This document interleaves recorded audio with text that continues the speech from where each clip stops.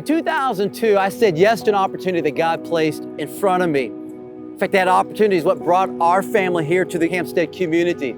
I was serving as a student pastor. I was full of excitement of what could be as a result of saying yes to reaching students and their families.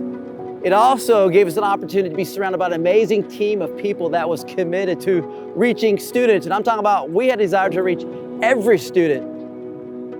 I began doing some research and realized that there was about 10,000 students that was within our reach. So we began doing everything we could to reach those 10,000 students, creating environments and moments to tell students that God loved them and He had a perfect plan for their lives. And over the course of time, we saw a move of God. We saw thousands upon thousands of students reached. 13 years later, I found myself in the same community. And once again, with an opportunity that God was placing in front of me. Well, this time I was reluctant. It was a maybe, a hesitant yes, but through prayer walks and through conversations and time, I finally turned my reluctant yes into a definite yes on this one particular morning when I was walking the neighborhood. It was as if God was standing right beside me.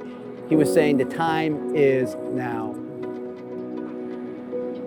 Once again, with the excitement and anticipation of what could be, Tina and I began talking and dreaming of what it would look like to have a church, to reach and love and serve our community, and to be able to talk to friends and families about the possibility of starting this church with us. We began seeing God do a remarkable thing. People were excited about it and ready for that, which led us to this realization of what would it take to reach every man, woman, and child. You think, is that even possible? Why would it be important for us to want to reach every man, woman, and child? I would say it this way. It's pretty simple, and it's very, very clear. John 3:16 said it this way, for God so loved the world that He gave His only begotten Son, that whosoever believes in Him will not perish, but have everlasting life. The whosoever is every man, every woman, and every child. That was the good news, and that was on our hearts. So that's exactly what we wanted to do. But then you might ask, well, how are you going to do that? I mean, how do you reach every man, woman, and child? Jesus made it really clear, and He gave us some guiding principles for us. He first said it this way. He commissioned us to go. And we just believe every believer is a missionary. And as He commissioned us to go reach our community, He commanded us to love it. As we love the community, He wanted us to have the heart of compassion. So we were to serve our community with great compassion, reaching those people. But then also with creativity. I mean, He did call us to be fishers of men. And the last time I went fishing, which by the way, I'm not very good, I had to use different bait to catch different fish. And that's exactly what we wanted to do. We wanted to be creative in our ability to reach every man, woman, and child. But then we watched the teachings of Jesus and the illustration of Jesus. And what Jesus did was this. He always focused on the one. And not only did He focus on the one, He made that one feel loved. It was very personal. It was very relational. And through those conversations that He had with the one, man, He began to equip them and empower them so they too could become life changers. It was the intersection of hope, and that's what we did. We focused on the one. We built relationships with them, empower them, and equip them to change a community. That's the journey of Renovation Church. 2015, that group of 30 became a group of about 100, and that group of 100 showed up on April 5th, 2015, with a big yes to saying, God, however you can use us, we're here for you. We had hundreds of people show up that Sunday, and from that journey, we saw a move of God. It was always, the moment we said yes, God provided. In that first year, we met there at Topsail Middle School, their auxiliary gym. It was portable, it was messy, but it was a beautiful thing to see God move in miraculous ways. And then in 2016, we launched our second service. We began getting creative once again about what it looks like to reach our community. It's often said that in order to reach people no one's reaching, you got to do things no one else is doing. And so we started throwing a party in the park there at Kiwanis Park to show our community that God was for them. We did Dad's Fest and Mother's Day, and we were constantly dreaming of ways to show our community that God was for them. And then the power of the invite, it's remarkable. We kept inviting, people kept showing up. You'll never convince me that God does not do miracles today, because that's what we saw every single Sunday. People kept showing up, miracles taking place. We had people that hadn't been to church in 20 years come to Renovation Church and welcomed home. We had individuals who thought they would never find themselves at church, making Renovation Church their home.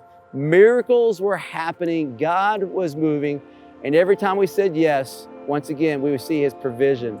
2017, we were running out of space there at the middle school. We recognized that we needed to have a greater seating capacity in order to have the reach capacity of reaching every man, woman, and child. So we began working on plans, and we casted a vision to Renovation Church family of what it would take for us to literally relaunch at the high school. There was a major cost to it, $244,000. And Renovation Church said yes. We raised the dollars. We did what was necessary as we prepared to relaunch at Topsail High School.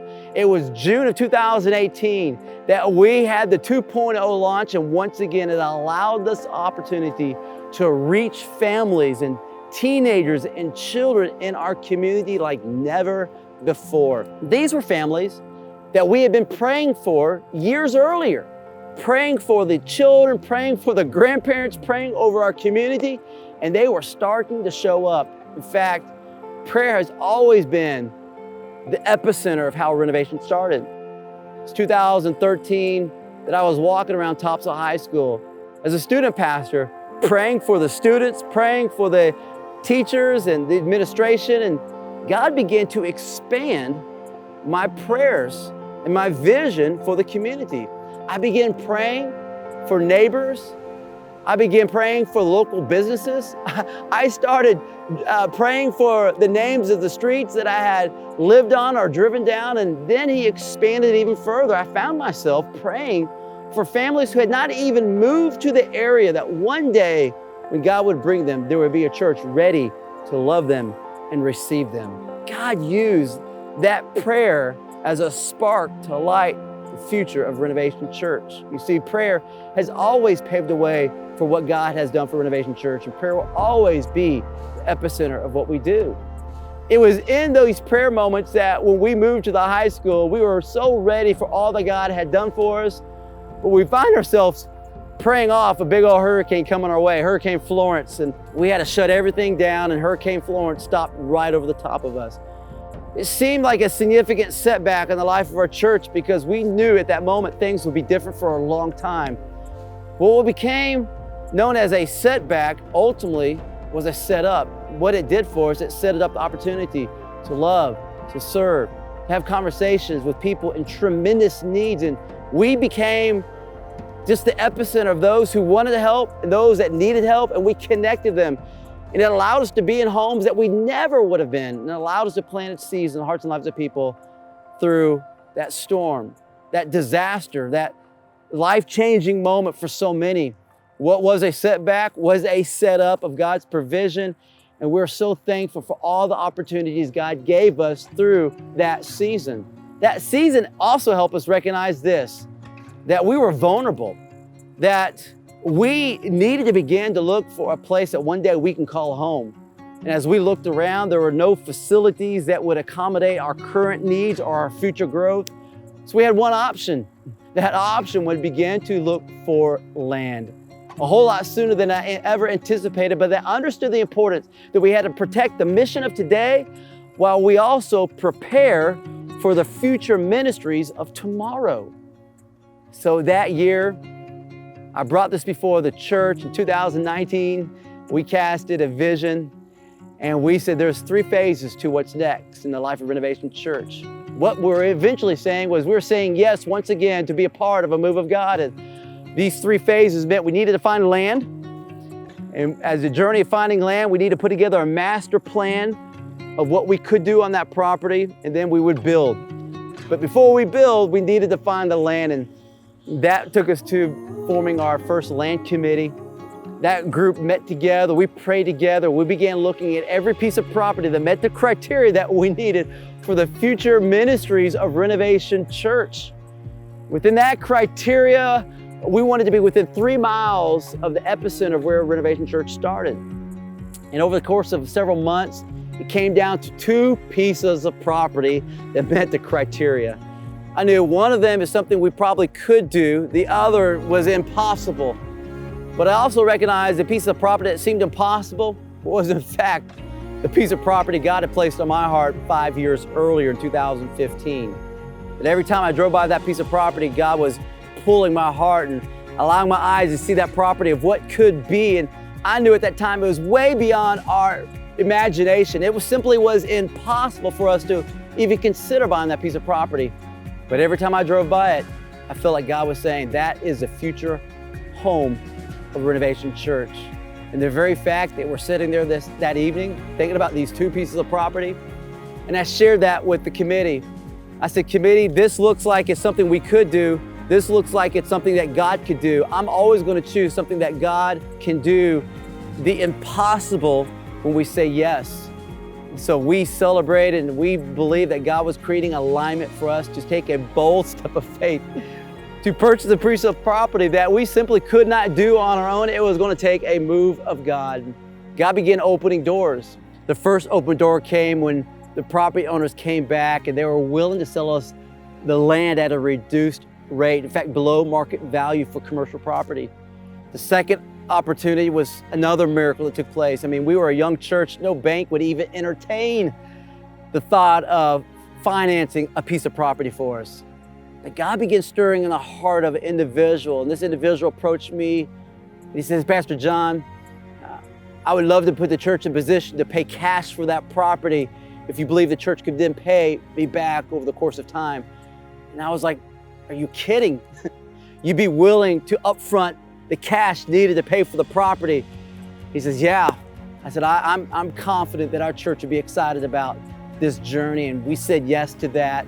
So here is where we are. The next opportunity is where I'm at. I'm standing in front of you, bringing this to you with the opportunity to say yes once again, that collectively together, that God is going to do the impossible through our willingness to come together to make the possible happen through generosity. Not of one, not of two, but all of us saying yes to reaching every man, woman, and child in our community. Saying yes that God is for this community. Saying yes for future families that are moving to this area. Saying yes to those grandchildren and our children that will one day be running on this property.